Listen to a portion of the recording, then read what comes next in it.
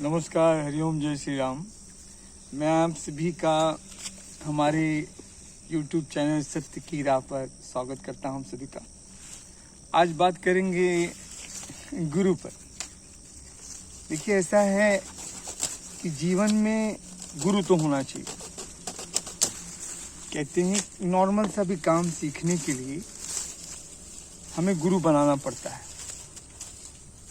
तो एक जो छोटे से छोटा काम होता है उसमें अगर हमें एक्सपर्ट होना है, कोई भी काम हो, तो उसमें गुरु होना चाहिए। मतलब कोई हमें बताएगा, सिखाएगा, तब हम समझ लीजिए कि उस काम को सीख सकते हैं। उस हिसाब से अभ्यास करेंगे तो प्रयास करेंगे।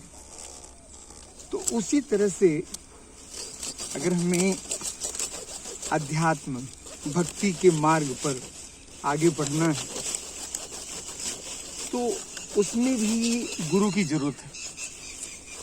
अब कुछ लोग कहते हैं नहीं भैया, हम तो बस पूजा पाठ कर लेते हैं अपने ढंग से, हमको गुरु करने की क्या जरूरत है। तो देखिए क्या है, गुरु के बिना ज्ञान नहीं मिलता। देखिए शास्त्रों में एक दोहा चौपाई लिखा है, मैं आपको कहता हूँ। ईश कृपा बिन गुरु नहीं, गुरु बिन नहीं ज्ञान, ज्ञान बिन आत्मा नहीं, गावहीं वेद पुराण। वहीं पर रामायण में भगवान शिव जी कहते हैं कि अगर समझ लीजिए कि अगर कोई मेरी तरह तपस्वी भी हो, मेरी तरह तपस्वी हो, संयमी हो, हर तरह से मतलब भक्ति भाव में आगे हो, लेकिन अगर उसके जीवन में गुरु नहीं है तो फिर वो अपना कल्याण नहीं कर सकता है। क्योंकि गुरु तो, अब जैसे नॉर्मल एक बात समझ लीजिए इस तरह से कि कोई कितना ही अच्छा पढ़ने में एक्सपर्ट हो और उसने स्कूल में नाम नहीं लिखाया और वो ऐसे ही कहीं से कोई किताब मिल गई और कहीं से इसे कुछ पढ़ते पढ़ते बहुत बड़ा विद्वान भी हो गया, लेकिन क्या उसे डिग्री मिलेगी? क्या उसे कहीं नौकरी मिलेगी? नहीं मिलेगी।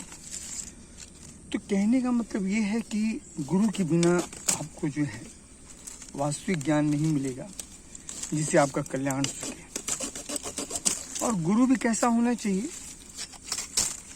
कि अगर जीवन में ब्रह्मज्ञानी गुरु हैं,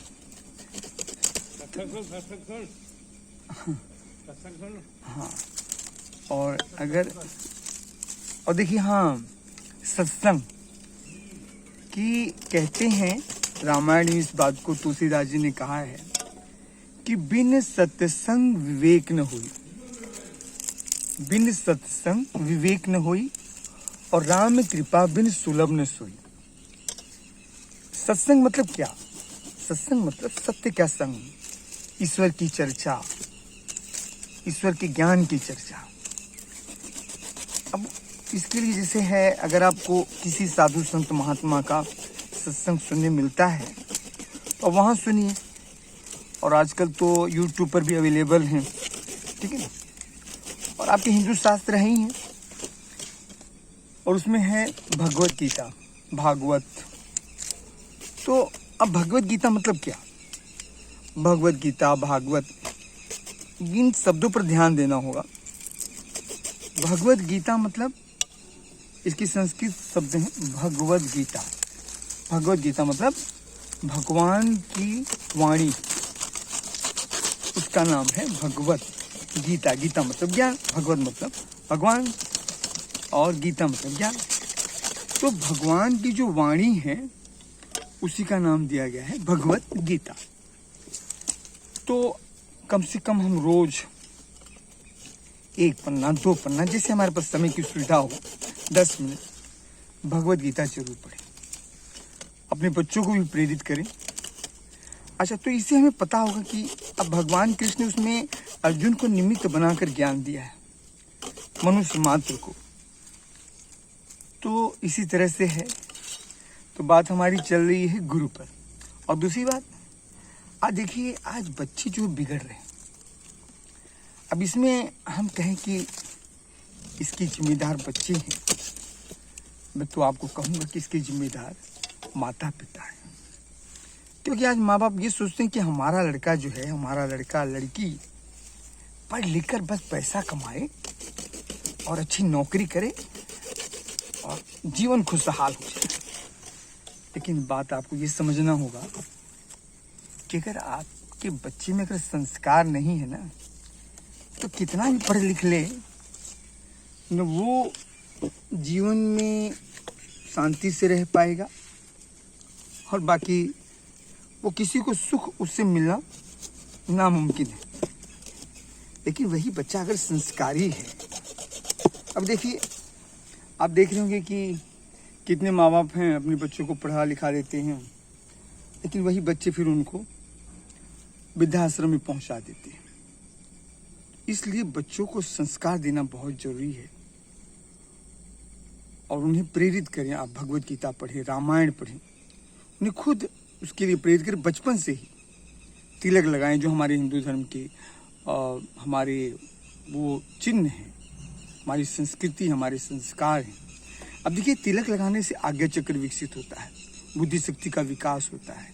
चोटी रखने से जैसे एंटीना आपका काम करता है, वही एंटीना काम करता है। आध्यात्मिक जगत में, संसार में जो भी शक्तियाँ हैं, उसका भी माइंड खींचता है। तो इस तरह से जो भी हमारे हिंदू संस्कार हैं, उन बच्चों को प्रेरित करें। और जीवन में गुरु तो ब्रह्मज्ञानी गुरु होना चाहिए। गुरु, जैसे मैंने कहा ना, कहावत है कि पानी पियो छान कर और गुरु करो जान कर। तो ऐसा नहीं कि दक्षिणा धर, तू चाहे तर चाहे मर, बस लोभी और लालची गुरु नहीं हो तो फिर कल्याण है। बाकी नहीं तो फिर ऐसे गुरु तो बहुत मिलेंगे समाज में, लाओ लाओ, लाते रहो लाते रहो, करते रहो, भरते रहो। तुम चाहे तरो चाहे मरो, उन्हें कोई लेना देना नहीं। लेकिन गुरु तो वो है ब्रह्मज्ञानी, जिसके दर्शन मात्र से, जिसकी वाणी से आपके मन में शांति आने लगे, आनंद आने लगे, ज्ञान छलकने लगे, वो है गुरु। ब्रह्मज्ञानी, जिसे ब्रह्म का ज्ञान है,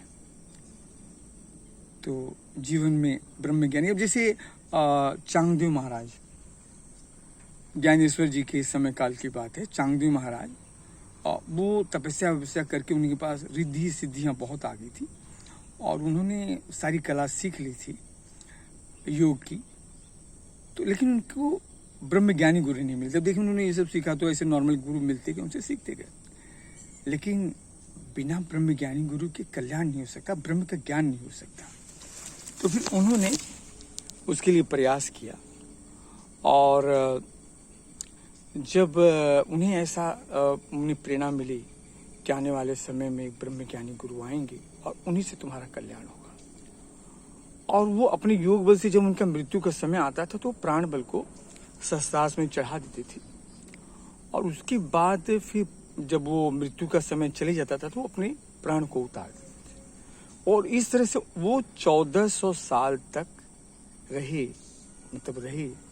और जब संत ज्ञानेश्वर जी का आगमन हुआ और वो फिर उनके पास गए, और वो कथा अलग है कैसे कैसे जो भी है। लेकिन फिर संत ज्ञानेश्वर जी तो रिद्धि सिद्धि लेकर पैदा हुए थे और फिर कहाँ तो 1400 साल का शिष्य और 1400 साल का शिष्य और 17-18 साल का गुरु, और संत ज्ञानेश्वर जी ने उन्हें अपना शिष्य बनाया। वो खुद उनके चरणों में गिर पड़े और कहा कि मुझे स्वीकार करिए प्रभु शिष्य रूप में, और उन्होंने उन्हें ज्ञान दिया और उनका कल्याण हुआ। तो ये होते हैं ब्रह्मज्ञानी गुरु, जैसे तुलसीदास जी, कबीर जी, और आज उसी श्रृंखला में हमारे संत श्री आसाराम जी बापू हैं। तो ऐसे ब्रह्मज्ञानी गुरु से दीक्षा लेने पर जीवन बदल जाता है। तो आप लोग जरूर ब्रह्मज्ञानी गुरु की शरण लें और जीवन में अपने जीवन को खुशहाल बनाएं। हरिओम। मिलते हैं अगली वीडियो में।